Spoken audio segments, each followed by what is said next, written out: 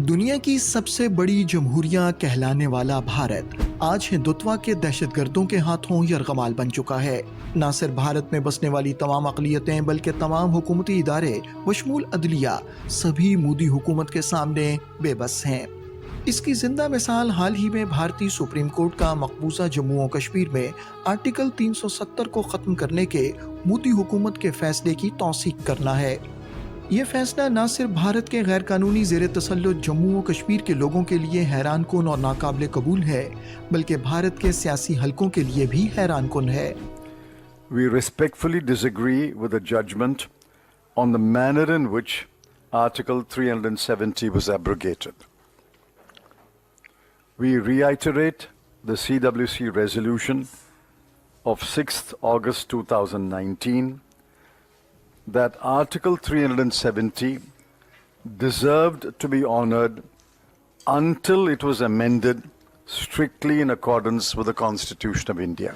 RSS की मोदी हुकूमत का सबसे बड़ा निशाना भारत में बसने वाले मुसलमान हैं। इनसे भी बढ़कर भारत के गैर कानूनी ज़ेर तसल्लुत जम्मू और कश्मीर के मुसलमान, एक तो मुसलमान और फिर 85% अक्सरियत में होना। हिंदुत्व के इन पैरोकारों को गुज़श्ता एक सदी से ये बात खटक रही थी। RSS की परवरदा जमात भारतीय जनता पार्टी पिछले 50 साल से कश्मीर की खुसूसी हैसियत और आर्टिकल 370 को ख़त्म करने के दरपे थी।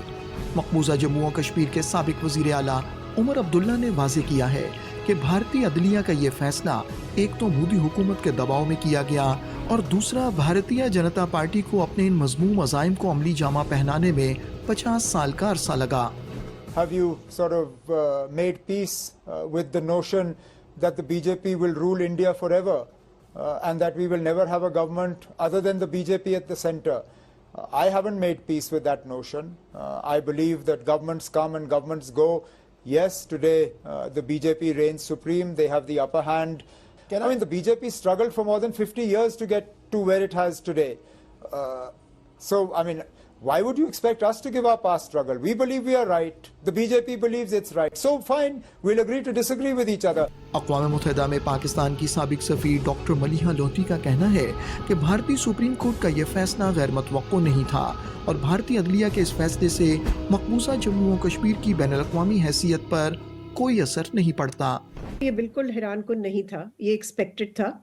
किसी को तवक्को नहीं थी कि भारत की जो सुप्रीम कोर्ट है वो मोदी हुकूमत ने जो कदम लिया था अगस्त 2019 में उसको इंडोर्स नहीं करेगी।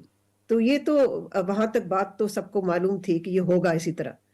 लेकिन इससे एक यानी कि जो कोशिश की गई है वो ये है कि एक लीगल कवर दिया जाए जो उनका इलीगल एक्ट था इंडिया का ऑफ अगस्त 2019। लेकिन इससे जो लीगल हैसियत है जम्मू एंड कश्मीर डिस्प्यूट की वो तब्दील नहीं होती और ना ही इसका कोई असर पड़ता है UN सिक्योरिटी काउंसिल रेजोल्यूशंस पे जो कि दे कॉन्स्टिट्यूट इंटरनेशनल लॉ। सो आप ये जरूर कह सकते हैं कि ये इंटरनेशनल लॉ की खुल्लम खुल्ला खिलाफ वर्जी है इस किस्म का वर्डिक्ट या फिर जो कदम पहले मोदी हुकूमत ने लिया था। अक़वाम आलम भी अब भारत की इस चाल को समझ चुकी हैं कि आर्टिकल 370 को ख़त्म करने का असल मकसद कश्मीर की मुस्लिम अक्सरियत को अक़लियत में तब्दील करना है।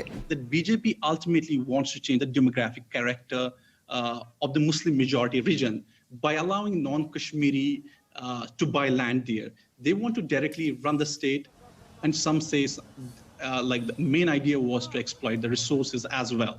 अक़वाम मुत्तहिदा को अपनी साख बरकरार रखने के लिए चाहिए कि वो हुकूमत हिंदुस्तान पर दबाव डाले कि वो मसला कश्मीर की आलमी हैसियत के साथ खिलवाड़ बंद करे और फिलफौर कश्मीर के लोगों को उनका हक खुद इरादियत दे।